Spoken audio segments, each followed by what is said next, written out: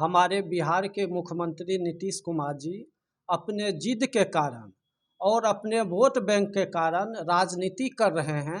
और जब इतने लोगों की मौत होती है तो वो कहते हैं कि अगर शराब पिएगा तो मरेगा। बताइए, कोई जो जिस घर का कोई मुखिया हो, प्रदेश का मुखिया, अगर इस टाइप की बात करे, एक तरफ आप यहाँ शराब को प्रतिबंधित किए हुए हैं, तो शराब बिक कहाँ रही है? जो शराबबंदी का नियम कानून बनाए, वो नियम कानून ये अपने मन से बनाए और इसमें उनका एक ही मकसद था कि लीगली रूप से शराबबंदी हो और इलीगल रूप से शराब पूरे बिहार में बटे। और ये एक बात जान जाइए, इसमें बहुत बड़ा एक साजिश है और बहुत बड़ा रेवेन्यू डायरेक्ट रूप से नहीं, इनडायरेक्ट रूप से सरकार के पास जाती है।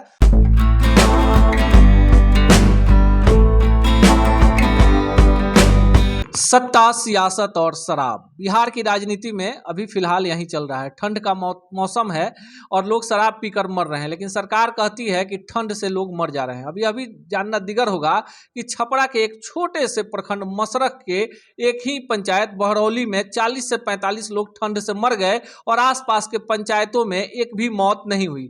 इसकी जानकारी शायद बिहार के सत्तासीनों को होगी, पर जो ग्रामीण है, जो बिहार की जनता है, वो जानना चाहती है कि आखिर शराबबंदी से हुई मौत को ठंड का रूप क्यों दिया जा रहा है। कई सारे सवाल हैं जिनके जवाब तलाशने हम आ पहुंचे हैं भाजपा के प्रदेश कार्यालय पटना, और हमारे साथ हैं प्रदेश मंत्री संजीव क्षत्रिय जी। आइए इन्हीं से जानते हैं कि क्या सियासत में सत्ता प्राप्त करना ही सब कुछ है? आम आदमी केवल वोट बैंक है जिसे आप चुनावों के समय में जात और धर्म में बांटकर वोट ले लेते हैं, और सत्ता की मलाई खाते वक्त आप उसी जनता को भूल जाते हैं, भले 100 लोगों की लाशें एक ही इलाके से क्यों नहीं निकले। क्या सोचते हैं इतनी बड़ी घटना पर? देखिए, हमारे बिहार के मुख्यमंत्री नीतीश कुमार जी अपने जिद के कारण और अपने वोट बैंक के कारण राजनीति कर रहे हैं। और जब इतने लोगों की मौत होती है तो वो कहते हैं कि अगर शराब पिएगा तो मरेगा। बताइए, कोई जो जिस घर का कोई मुखिया हो, प्रदेश का मुखिया, अगर इस टाइप की बात करे, एक तरफ आप यहाँ शराब को प्रतिबंधित किए हुए हैं, तो शराब बिक कहाँ रही है? और बिक रही है तो इसके लिए जिम्मेवार कौन है? स्पष्ट है कि इसके लिए जिम्मेवार सरकार है। बिहार के जो मुखिया नीतीश कुमार हैं वो जिम्मेवार हैं। और इस तंत्र को संचालित करने के लिए वो एक प्रशासन की बड़ी टीम बनाए हुए हैं, और प्रशासन के माध्यम से नीतीश कुमार के इशारे पर हर पंचायत में घर घर होम डिलीवरी हो रही है। और जब हम लोग बोलते हैं तो वो चिल्लाने लगते हैं। अभी देखे विधानसभा में किस तरह अमर्यादित भाषा का प्रयोग किया। ऐसा भारत के लोकतंत्र में एक मुख्यमंत्री का इस टाइप का स्टेटमेंट जो आता है वो कितना निंदनीय बात है। ये बिहार को अपमानित करने का काम कर रहे हैं पूरे देश में। 2016 में जब यह कानून बना था उस समय भाजपा ने आगे बढ़कर शराबबंदी का समर्थन किया था, बिहार के तमाम दलों ने किया था।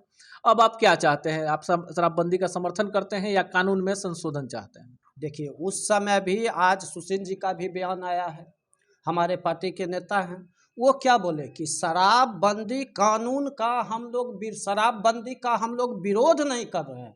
शराबबंदी कानून जब ये बनाए थे उस समय बिहार के मुख्यमंत्री थे और इन्होंने सलाह लिया कि शराब बंद होनी चाहिए या नहीं होनी चाहिए। तो शराब तो बंद होनी ही चाहिए। कोई भी व्यक्ति कोई भी गलत चीज़ का तो समर्थन कर ही नहीं सकता है।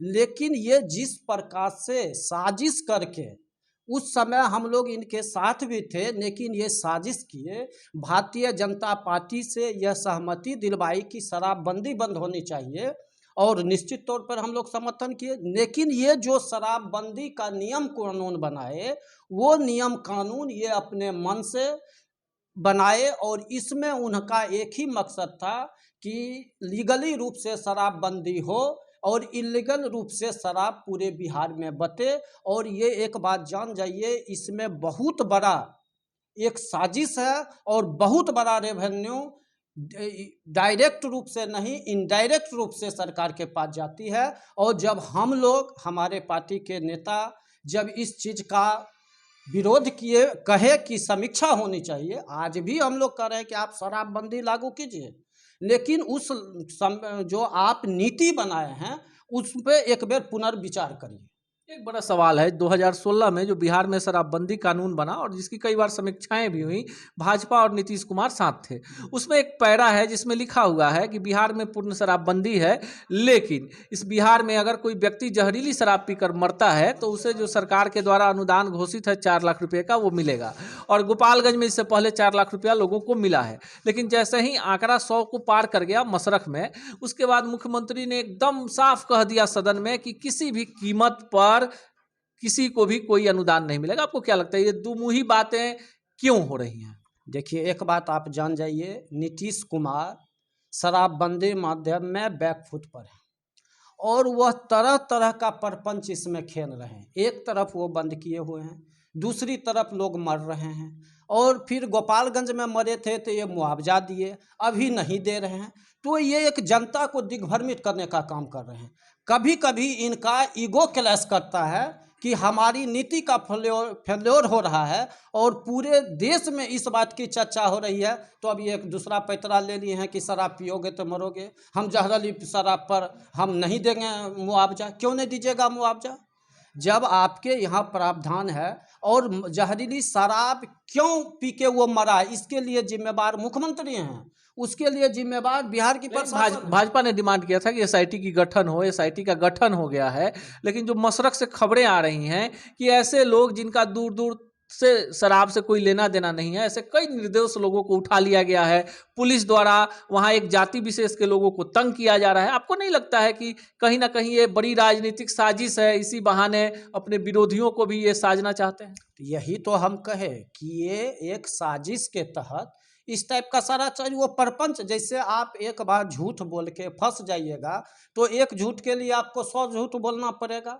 उसी तरह नीतीश कुमार कभी इस शराबबंदी पे आम बोलेंगे, कभी इमली बोलेंगे, उनका कोई स्पष्ट स्टैंड है ही नहीं। और ये कुछ नहीं, सिर्फ जनता को बरगलाने का काम कर रही है।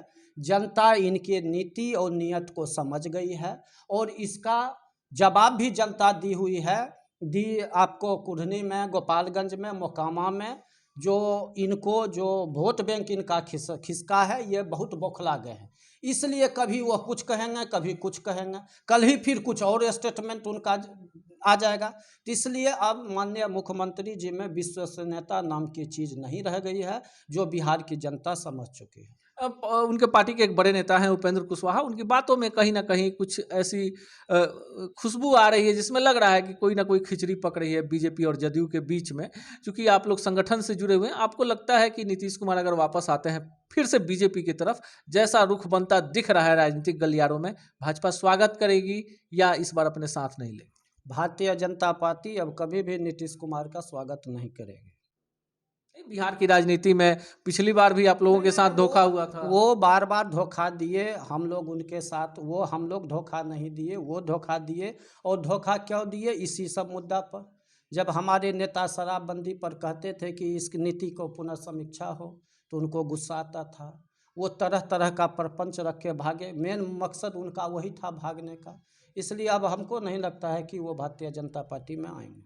भाजपा का रुख क्या होगा? इतना बड़ा मुद्दा है शराबबंदी, और जिस तरह से लोगों की मौतें हो रही हैं, अब छपरा से बाहर भी देख लीजिए, मुंगेर में लोग मर रहे हैं, गोपालगंज में मर रहे हैं, सिवान में मर रहे हैं, और बहुत सारी मौतें जो हैं सीधे लोग जिनके घर के लोग मरे हैं वो कह रहे हैं कि प्रशासन की तरफ से दबाव है कि आनन फानन में लाश को जला दीजिए और कहिए कि ठंड से मौत हुई है तो 4 लाख रुपया मिलेगा। आपको नहीं लगता है कि कहीं ना कहीं ये एक ऐसी निरंकुश व्यवस्था है, दास प्रथा है, जहाँ आम आदमी की आवाज़ को दबाया जा रहा है?